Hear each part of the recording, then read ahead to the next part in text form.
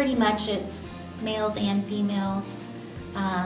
Doesn't really discriminate. It's, It's evenly throughout. yeah, I would say. I think it's harder probably for the single moms that we serve with babies, because there isn't as much shelter for them. Right.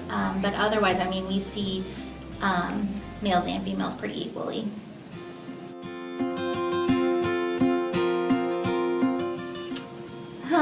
Well, I'm not really sure.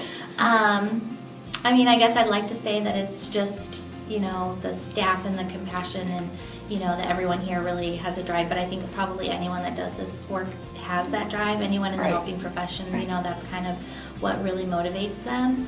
I think our program just tries to help any youth that comes through our door in any way we can, even if it's just something as simple as a sandwich, all the way to maybe getting them a house.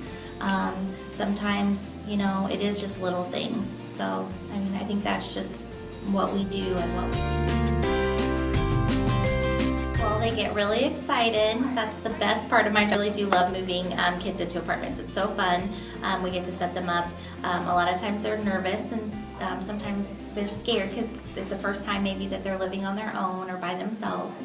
But they're just truly, truly excited. A lot of them have never had a stable place to live, so for them to have their own place that they know every day they can go to, it really is the best part of my job, for real.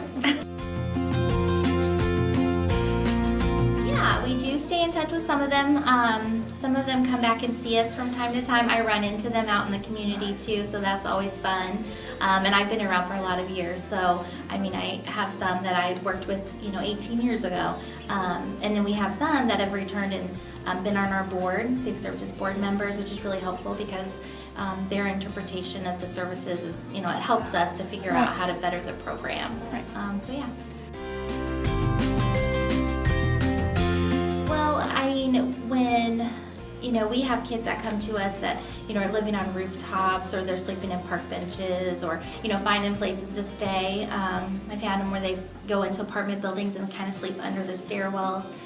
So then being able to work with them, we help them get education, we help them find a job, and they work really hard. We are not welfare and we don't give them a handout. They have to work for that. So, they get themselves on their feet with their job. We just show them the life skills that they need. We help them get a bank account.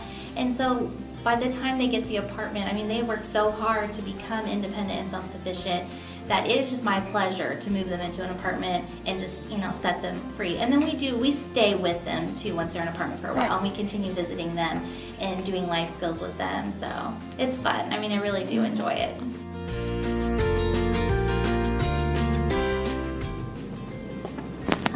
Okay, so like I said, this was our youth shelter. So they have to be under 21 to live here.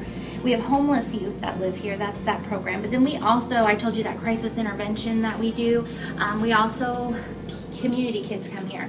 So we respond to the police departments, and if kids are being locked out of their house, or if they're run away or refusing to go home, they come here for a couple days until we can work it out with their family. Or sometimes we have to let DCFS get involved. So this is primarily where the youth stay. And then we have another shelter that's on the other side of town that's for our older homeless youth, 18 to 24. They can stay in that one until they can transition into an apartment. This is one of our bedrooms. We have a girls' room and a boys' room, so there's just a lot of beds. And then they all, just kind of stay in one room. We have a couple private rooms too, and we try to reserve those for the older kids.